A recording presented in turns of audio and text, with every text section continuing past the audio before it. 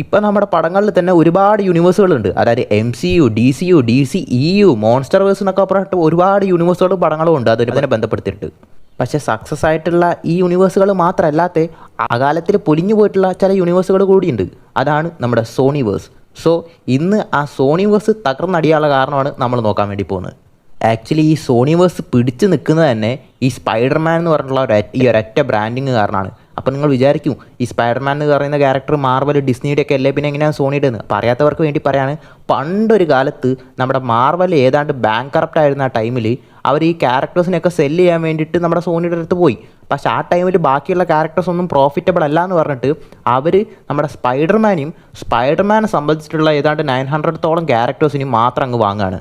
പക്ഷേ നമ്മുടെ സ്പൈഡർമാൻ്റെ filming rights മാത്രമാണ് സോണിക്ക് പോയിട്ടുള്ളത്. അതായത് സ്പൈഡർമാനെ പറ്റിയിട്ടുള്ള കോമിക്സും അതിൻ്റെ ടോയ്സും ഒക്കെ നമ്മുടെ മാർവലും ഡിസ്നിക്ക് തന്നെ സെല്ല് ചെയ്യാൻ പറ്റും. പക്ഷേ സ്പൈഡർമാനെ വെച്ചിട്ടുള്ള പടം എടുക്കണമെങ്കിൽ അത് സോണിക്ക് മാത്രമേ പറ്റത്തുള്ളൂ.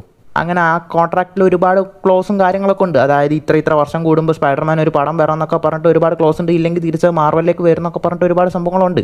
സോ അതൊക്കെ ബേസ് ചെയ്തിട്ടാണ് സോണി ഇപ്പോൾ പൊയ്ക്കൊണ്ടിരിക്കുന്നത്. സത്യം പറയുകയാണെങ്കിൽ ഒരു പൊന്മുട്ടയിടുന്ന താറാവണിയാണ് നമ്മുടെ സോണി ഇപ്പോൾ കൊണ്ടു നടന്നുകൊണ്ടിരിക്കുന്നത്. ആ താറാവിനെ വെച്ചിട്ട് കുറേ വലിച്ച് മുട്ടയിടാൻ വേണ്ടി നോക്കി. അതാണ് ഈ സോണിയുടെ പ്രശ്നം തന്നെ. ഫസ്റ്റ് ഇവർ നമ്മുടെ ടോബി മെഗ്വയർ സ്പൈഡർമാനെ വെച്ചിട്ട് ഒരു ട്രയോളജി വന്നിട്ട് അത് അത്യാവശ്യം നല്ലവണ്ണം തന്നെ ഓടി. അതിനുശേഷം സ്പൈഡർമാൻ്റെ പടങ്ങൾ തന്നെ വീണ്ടും റീബൂട്ട് ചെയ്തിട്ട് അമേസിങ് സ്പൈഡർമാൻ എന്ന് പറഞ്ഞിട്ടുള്ള വേറൊരു റീബൂട്ട് ഇറക്കി. അതിൻ്റെ 1 അത്യാവശ്യം നല്ല രീതിക്ക് തന്നെ ഓടി. 2 ഓടിയെങ്കിലും പക്ഷേ ക്രിട്ടിക്കലി അത് ഒരുപാട് ബാക്ക് ഫ്ലിപ്പായി. അത്രയ്ക്ക് നല്ല ക്രിറ്റിക്സ് ആയിരുന്നില്ല ആ പടത്തിന് അപ്പം കിട്ടിയിരുന്നത്. ഇപ്പോൾ ഒരുപാട് പേര് ആൻഡ്രൂ ഗാർഫീൽഡ് സ്പൈഡർമാൻ തിരിച്ചു വരണം എന്നൊക്കെ പറഞ്ഞിട്ട് ഒരുപാട് ഹൈപ്പ് ചെയ്യുന്നുണ്ടായിരുന്നു. അന്ന് അതുണ്ടായിരുന്നെങ്കിൽ അതിനൊരു തേർഡ് പാർട്ട് വന്നേനെ. അതെന്തെങ്കിലും ആവട്ടെ, അതൊക്കെ ഒരു സൈഡിലേക്ക് വെച്ചേക്കാം. ഇനി ഈ സോണിവേഴ്സിൻ്റെ സ്റ്റാർട്ടിങ്, അതായത് നമ്മുടെ മാർവലിലേക്ക് തന്നെ തിരിച്ച് സ്പൈഡർമാൻ വന്നിട്ട് 2016 ക്യാപ്റ്റൻ അമേരിക്ക സിവിൽ വാർ എന്ന് പറഞ്ഞിട്ട് ഒരു പടം ഇറങ്ങുന്നത്. ആ പടത്തിലാണ് നമ്മുടെ സ്പൈഡർമാനെ ഫസ്റ്റ് ആയിട്ട് ഇൻട്രൊഡ്യൂസ് ചെയ്യുന്നത്. ഓൾറെഡി തന്നെ നമ്മുടെ സ്പൈഡർമാൻ എന്ന് പറയുന്നത് ഒരു സൂപ്പർ ഫേമസ് ആയിട്ടുള്ളൊരു ക്യാരക്ടറാണ്. പിന്നെ ഈ അവഞ്ചേഴ്സ് പോലത്തെ ഒരു പടങ്ങളിലൊക്കെ വന്നുകൊണ്ട് തന്നെ ഇനി അതിനെ ബന്ധപ്പെട്ട ഒരു പടങ്ങൾ വരുമ്പോൾ അത്രയ്ക്ക് ഒരു ആ പടങ്ങൾക്ക് ആ വരുന്ന പടങ്ങൾക്കും ഇതുമായിട്ട് ബന്ധപ്പെട്ട് കണക്ഷൻ ഉണ്ടാകുന്ന വെച്ചിട്ട് ആ ഒരു ഹൈപ്പ് ഉണ്ടാവുന്നൊക്കെ നമ്മുടെ സോണിക്ക് അറിയായിരുന്നു. കാരണം അതിനുവേണ്ടി തന്നെയാണ് അവർ സ്പൈഡർമാനെ വിട്ടതും. അങ്ങനെയാണ് ഇവർ ഈ സോണിവേഴ്സിൻ്റെ ഫസ്റ്റ് സ്റ്റെപ്പായിട്ട് ഒരു പടം ഇറക്കാൻ വേണ്ടി പോകുന്നത്, വെനം.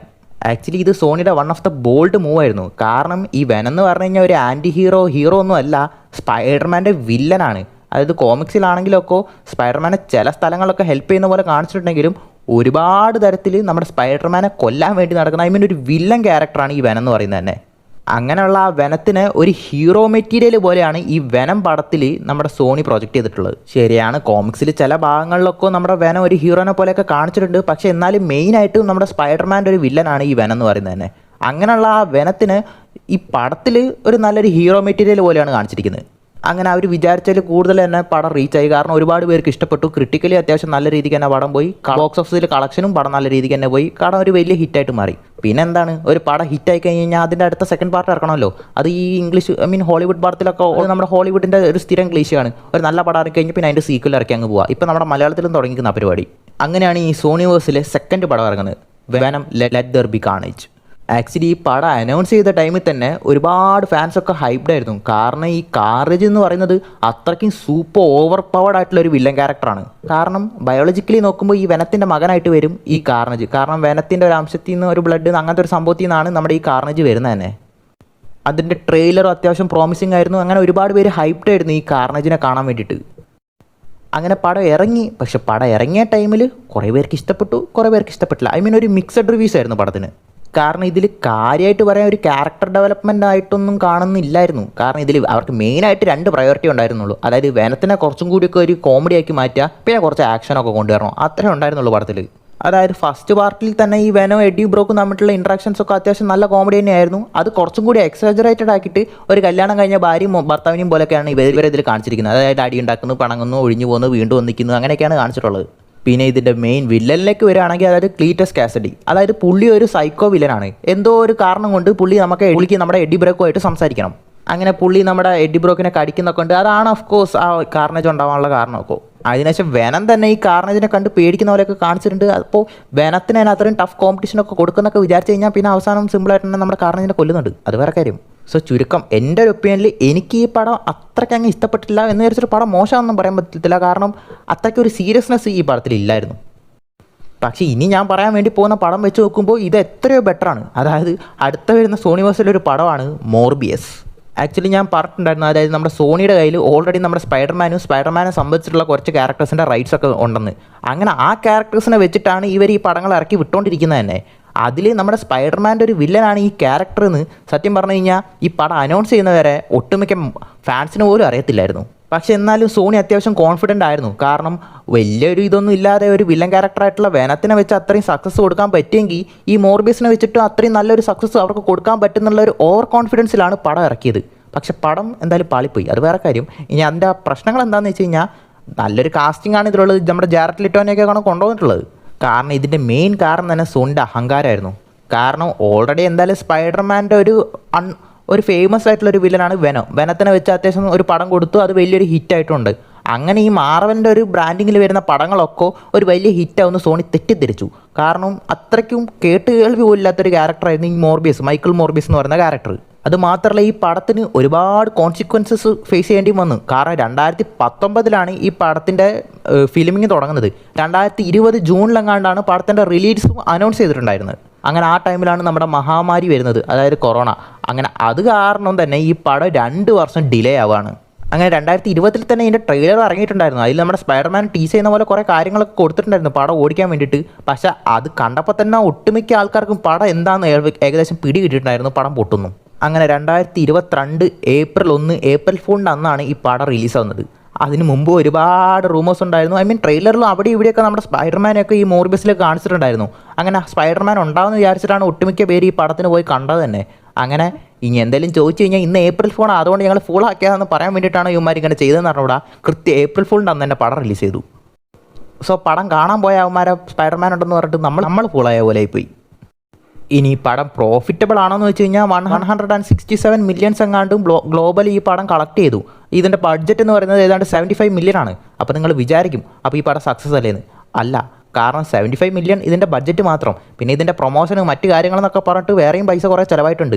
എന്നിട്ടും കിട്ടിയിട്ടുള്ളത് വെറും 167 മില്യൺ മാത്രമാണ്. സോ അതായത് പടത്തിൻ്റെ ബ്രേക്ക് ഈവൺ പോലും ആയിട്ടില്ല. മുടക്കുമുതൽ പോലും ഇവർക്ക് തിരിച്ചു കിട്ടിയിട്ടില്ല. പടം ഒരു അറ്റംബവും മാറി. ആക്ച്വലി ഇവിടെ മുതലാണ് ശരിക്കും ഇവന്മാർ നമ്മുടെ സ്പൈഡർമാനുമായിട്ട് ഒരു ക്രോസ് ഓവർ ശരിക്കും ഈ പടത്തിൻ്റെ ഒരു യൂണിവേഴ്സ് പോലെ ബിൽഡ് ചെയ്യാൻ വേണ്ടി തന്നെ ശ്രമിച്ച്. കാരണം നമ്മൾ സ്പൈഡർമാൻ ഹോം കമ്മിങ്ങിലൊക്കെ ഒരു ക്യാരക്ടർ കണ്ടിട്ടുണ്ടാവും, വൾച്ചർ. അങ്ങനെ ആ വൾച്ചർ നമ്മുടെ ഡോക്ടർ സ്ട്രേഞ്ച് ഇട്ട ആ സ്പെല്ലൊക്കെ കാരണം ഈ മോർബിയസിൻ്റെ യൂണിവേഴ്സിലേക്ക് വരുന്ന പോലെ ഇതിലൊരു പോസ്റ്റ് ക്രെഡിറ്റ്സിനൊക്കെ കാണിച്ചിട്ടുണ്ട്. പിന്നെ ഈ ക്യാരക്ടേഴ്സിനെ വെച്ചിട്ട് പടങ്ങൾ ഡെവലപ്പ് ചെയ്യാൻ വേണ്ടിയിട്ട്. ആക്ച്വലി ഇവന്മാർ എന്തിനാണ് അങ്ങനെ ചെയ്തതെന്ന് എനിക്ക് അറിഞ്ഞുകൂടാ. കാരണം അത് തന്നെ ഈ പടത്തിൽ വലിയൊരു പ്ലോട്ട് ഹോളായിരുന്നു ആ മൊത്തം പോസ്റ്റ് ക്രെഡിറ്റ് സീനിൽ തന്നെ. കാരണം നമ്മുടെ സ്പൈഡർമാൻ ആരാണെന്ന് അറിയാവുന്ന ക്യാരക്ടേഴ്സാണ് വേറെ യൂണിവേഴ്സിൽ നിന്ന് സ്പൈഡർമാനുള്ള ആ യൂണിവേഴ്സിലേക്ക് വന്നുകൊണ്ടിരുന്നത്, നമ്മുടെ ഡോക്ടർ സ്ട്രേഞ്ച് ആ സ്പെല്ല് കാരണം. പക്ഷേ ഇതിൽ സ്പൈഡർമാൻ ആരാണെന്ന് അറിയാവുന്ന ഒരു ക്യാരക്ടർ വേറൊരു യൂണിവേഴ്സിലേക്ക് പോവാണ്. ഇതെന്ത് മാങ്ക? അതിനുശേഷം ഈ വൾച്ചർ പുള്ളിയുടെ ഫുൾ സ്യൂട്ടിൽ മോർബിയസിന് മീറ്റ് ചെയ്യുന്ന പോലെയൊക്കെ ഉണ്ട്. ചിലപ്പോൾ സിനിസ്റ്റർ 6 ഫോം ചെയ്യാൻ വേണ്ടിയിട്ടുള്ള ഒരു ബേസ് ഇട്ടതായിരിക്കും അവിടെ തന്നെ. പക്ഷേ അതെന്തായാലും ബ്രേക്കായി. അതിനുശേഷമാണ് ഈ സോണിവേഴ്സിൽ തന്നെ one of the biggest and വലിയൊരു കാട്ടവരാതെ ഇറങ്ങുന്നത് മാഡം വെബ്. ആക്ച്വലി മൊത്തം ഈ സോണിവേഴ്സ് തന്നെ പെട്ടിയും കിടക്കും തൂക്കി മൂടാൻ തന്നെ കാരണം ഈ ഒരു പടമാണ്. ആക്ച്വലി ഈ പടത്തിൻ്റെ മെയിൻ ഒരു ക്യാരക്ടറായിട്ട് നമുക്ക് എടുത്തു പറയേണ്ടത് ഇതിൻ്റെ ഈ മാഡം വെബിൻ്റെ ആക്ട്രസ് ആയിട്ടുള്ള നമ്മുടെ ഡെക്കോട്ട ജോൺസിനെയാണ്. ഓക്കെ, പുള്ളിക്കാരത്തി എങ്ങനെ ഫേമസ് ആയിട്ടുള്ളത് നിങ്ങൾക്ക് അറിയാവുന്ന കാര്യമായിരിക്കും. അങ്ങനെ പുള്ളിക്കാരത്തി ഈ പടത്തിലുണ്ടെന്ന് പറഞ്ഞപ്പോൾ തന്നെ അത്യാവശ്യം എല്ലാവരും ഹൈപ്ഡായിരുന്നു. അങ്ങനെ പുള്ളിക്കാരത്തി ഹൈപ്ഡായിരുന്നു. കാരണം പുള്ളിക്കാരത്തി ഈ പടത്തിൽ അഭിനയിക്കുന്നത് MCU പ്രൊജക്റ്റിലാണ് പുള്ളിക്കാരത്തി അഭിനയിക്കുന്നതെന്ന് വിചാരിച്ചിട്ടാണ്. പക്ഷേ പടം റിലീസായപ്പോഴല്ലേ പുള്ളിക്കാരത്തിക്ക് സത്യം മനസ്സിലായത്. ഈ പടത്തിൽ മെയിനായിട്ട് ഇവർക്ക് ഫ്യൂച്ചർ കാണാൻ വേണ്ടി പറ്റും. ഓക്കെ, ഫസ്റ്റ് ടൈം നമുക്ക് പെട്ടെന്ന് ഒരു ഫ്യൂച്ചർ കാണുന്നത് വീണ്ടും ആ പ്രസൻറ്റിൽ അതേപോലത്തെ കാര്യങ്ങൾ നടക്കുമ്പോൾ നമ്മൾ സർപ്രൈസ് ആകും. സെക്കൻഡ് ടൈം ആണെങ്കിലും ഓക്കെ അതേപോലെ തന്നെ ആയിരിക്കും. തേർഡ് ടൈം അങ്ങനെ തന്നെ നടക്കാനുള്ള ഓക്കെ സംതിങ് ഈസ് ഹാപ്പനിങ് എന്ന് നമുക്ക് മനസ്സിലാക്കാം. ഇവൾ എന്നിട്ടും അതേപോലെ ഒരു ക്യൂരിയോസിറ്റിയിൽ എനിക്ക് എന്താണ് നടക്കുന്നത് എന്നുള്ള ഒരു ക്യൂരിയോസിറ്റിയിലേക്ക് അവൾ ഉണ്ടാവുക. പിന്നെ ഇതിൽ മെയിനായിട്ട് എടുത്തു പറയേണ്ട ഒരു കാര്യമുണ്ട്. അതായത് മോർബിയസ് റൈറ്റ് ചെയ്തിട്ടുള്ള സെയിം റൈറ്റർ തന്നെയാണ് ഈ പടം റൈറ്റ് ചെയ്തിട്ടുള്ളത്. സോ നിലവാരം മനസ്സിലാക്കാമല്ലോ. അതായത് മാർവലിൻ്റെ ഒരു ബാനറിൽ എന്ത് ചവർ വേണമെങ്കിലും തള്ളി വിട്ട് കഴിഞ്ഞാൽ ആൾക്കാർ കണ്ടുകൊണ്ടെന്നുള്ള ഒരു അഹങ്കാരമാണ് സോണിയെ കൊണ്ട് ഇത് ജയിച്ചത്. പിന്നെ മെയിൻ പ്രശ്നം ഇതിലെ വില്ലനാണ്. അങ്ങനെ പുള്ളി വന്നിട്ട് ഞാനൊരു എംപയർ ഉണ്ടാക്കിയിട്ടുണ്ട്, ഞാൻ ഈ പെൺപിള്ളേരെ ഇതൊന്നും നശിപ്പിക്കാൻ സമ്മതിക്കത്തില്ല എന്നൊക്കെ പുള്ളി വെറുതെ ഡയലോഗ് അടിക്കുന്നുണ്ട്. എന്താണ് പുള്ളി എന്താണ് ഉണ്ടാക്കി വെച്ചതെന്നൊന്നും മനസ്സിലാവുന്നില്ല. പുള്ളിനെ എന്നിട്ട് ഇതിൽ ഒന്നും ഇല്ലാണ്ടാക്കുന്നുമുണ്ട്. പിന്നെ ഇതിൻ്റെ VFX ഒന്നും പ്രത്യേകിച്ച് എടുത്ത് പറയേണ്ട കാര്യമൊന്നുമില്ല. കാരണം അതും നമുക്ക് ഊഹിക്കാമല്ലോ, പടം ഇങ്ങനെയാണെങ്കിൽ ആ VFX എങ്ങനെയായിരിക്കുന്നു. അതും പരിതാപകരമായിരുന്നു. സത്യം പറയുകയാണെങ്കിൽ ചിലപ്പോൾ ഒട്ടുമിക്ക ഒരുവിധ ഫാൻസിനൊക്കെ ഈ പടത്തിൻ്റെ കാര്യം അറിയായിരിക്കും. അല്ലാത്ത ഒരുപാട് പേർക്കൊക്കെ ചിലപ്പോൾ ഇങ്ങനൊരു പടം ഇറങ്ങിയിട്ടുണ്ടെന്ന് പോലും അറിയത്തുണ്ടാവില്ല. ഇനി പടത്തിൻ്റെ കളക്ഷനും ബഡ്ജറ്റൊക്കെ നോക്കുകയാണെങ്കിൽ ഏതാണ്ട് $100 million, $101 million എങ്ങാണ്ടാണ് ഗ്ലോബലി ഇതിൻ്റെ ബോക്സ് ഓഫീസ് കളക്ഷൻ. പടത്തിൻ്റെ ബഡ്ജറ്റ് എന്ന് പറയുന്നത് ഏതാണ്ട് $100 million ആണ്. അതായത് ബാക്കിയുള്ള പടങ്ങൾ വെച്ച് നോക്കുമ്പോൾ, ബാക്കിയുള്ള പടങ്ങളും നോക്കണ്ട, മോർബിയസ് വെച്ച് നോക്കുമ്പോൾ തന്നെ ഏറ്റവും വലിയ ഫ്ലോപ്പായി ഇത് മാറി. കാരണം മോർബിയസിനേക്കാളും വലിയ ഫ്ലോപ്പായി പോയി. കാരണം എടുത്തതിൻ്റെ 10 100 പോലും തിരിച്ചു കിട്ടിയിട്ടില്ല. കാരണം ബഡ്ജറ്റ് തന്നെ $100 million എന്ന് പറയുമ്പോൾ പിന്നെ അതിൻ്റെ പ്രൊമോഷനൊക്കെ വേണ്ടിയിട്ട് എക്സ്ട്രാ എന്തായാലും പിന്നെയും ചിലവാക്കിയിട്ടുണ്ടാവും. So flop. പിന്നെയാണ് നമ്മുടെ വെനത്തിൻ്റെ തേർഡ് പാർട്ട് മൂവി ആയിട്ടുള്ള വെനം ദ ലാസ്റ്റ് ഡാൻസ് ഇറങ്ങുന്നത്.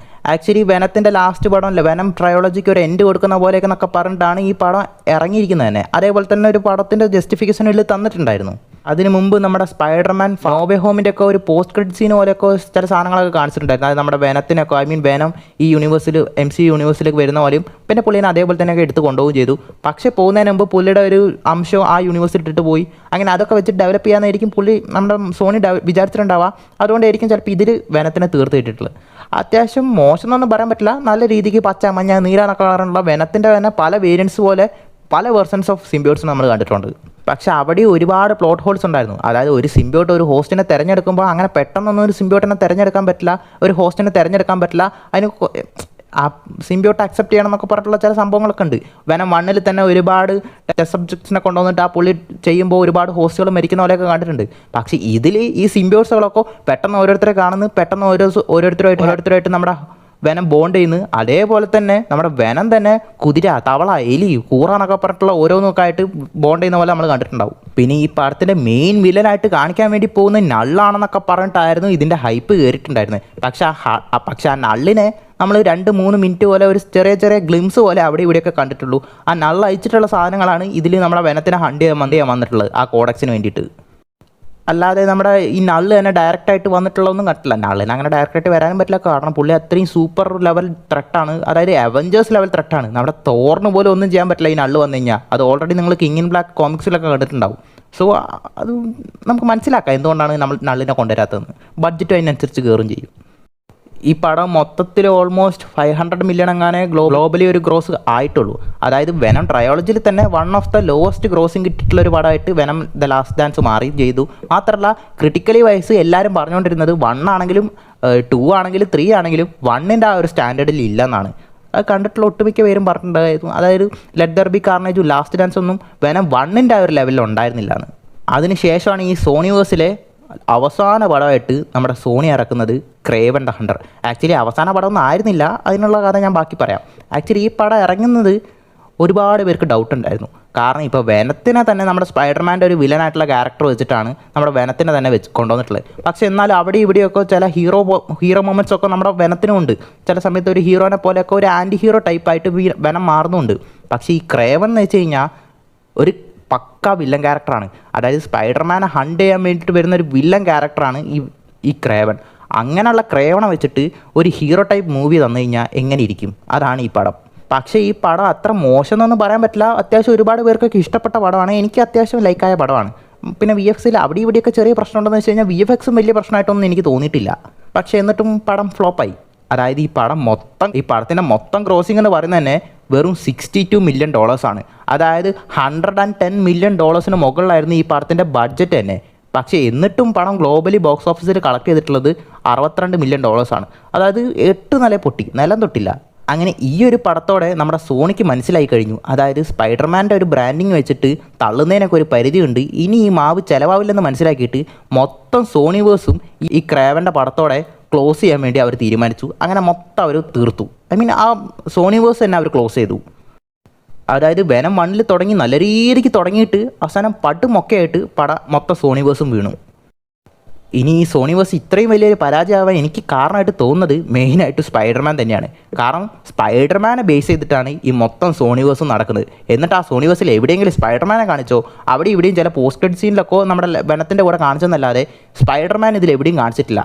അതായത് ഇലയിൽ മൊത്തം വിഭവങ്ങളും വിളമ്പിയിട്ട് ചോറില്ലാതെ പറഞ്ഞാൽ എങ്ങനെ ഉണ്ടാവും? അതാണ് ഈ മൊത്തം സോണിവേഴ്സ് തന്നെ. അതായത് ആ സ്പൈഡർമാൻ്റെ ബലത്തിലാണ് ഇത്രയും പടങ്ങൾ ഓടിയതും ആൾക്കാർ അറിഞ്ഞതും തന്നെ. പക്ഷേ എന്നിട്ട് സ്പൈഡർമാനെ കാണിച്ചില്ലെങ്കിൽ പടം വീഴും. പടങ്ങളൊക്കെ വീണു. അതുകൊണ്ടാണ് മെയിനായിട്ടുള്ള പ്രശ്നം തന്നെ പറ്റിയത്. അതുകൊണ്ട് എന്താ എല്ലാം പൂട്ടിക്കെട്ടി ഇനി അവർ വീണ്ടും റീബൂട്ട് ചെയ്യാൻ പോകുന്നതൊക്കെ പറയുന്നുണ്ട്. റീബൂട്ട് ചെയ്യേണ്ട കാര്യമൊന്നുമില്ല, വെറുതെ മര്യാദയ്ക്ക് ആ സ്പൈഡർമാൻ്റെ പടങ്ങൾ തന്നെ മര്യാദയ്ക്ക് ഇറങ്ങാൻ വേണ്ടി. എന്നിട്ട് എവിടെ ബിയോണ്ട് ദ സ്പൈഡേഴ്സ് ഒക്കെ എവിടെ? എല്ലാവരും വെയിറ്റ് ചെയ്യുന്ന പടങ്ങളൊന്നും ഇറക്കരുത്, ആരും ചോദിക്കാത്ത പടങ്ങളൊക്കെ ചവറ് പോലെ അങ്ങ് ഇറക്കി വിട്ടു, ഒരു കാര്യമില്ലാണ്ട്. ഇപ്പോൾ നമ്മുടെ മാർവലിനുള്ള സെയിം സൂക്കട് തന്നെയാണ്. അതായത് ആൾക്കാർ ചോദിക്കുന്ന മൂൺ നൈറ്റിൻ്റെ സീസൺ 2 ഒന്നും തരത്തില്ല. ആൾക്കാർ ഒരു കാര്യത്തിന് പോലും ചോദിക്കാത്ത വണ്ടർമാൻ്റെ സീസൺ 2 ഒക്കെ അനൗൺസ് ചെയ്തേക്കുന്നത് എന്തിന്? സോ ഇത്രയൊക്കെയാണ് നമ്മുടെ സോണി വേഴ്സിൽ സംഭവിച്ചിട്ടുള്ള കാര്യങ്ങൾ. സോ ഇനി നിങ്ങൾക്ക് ഏത് തരത്തിലുള്ള വീഡിയോസ് ഒക്കെ വേണമെന്ന് താഴെ കമൻറ്റ് ചെയ്യുക. സോ നിങ്ങളുടെ അഭിപ്രായ നിർദ്ദേശങ്ങളൊക്കെ താഴെ വീഡിയോയുടെ കമൻറ്റ് ചെയ്യുക. സോ പുതിയൊരു വീഡിയോയിൽ കാണുന്നവരെ ബൈ.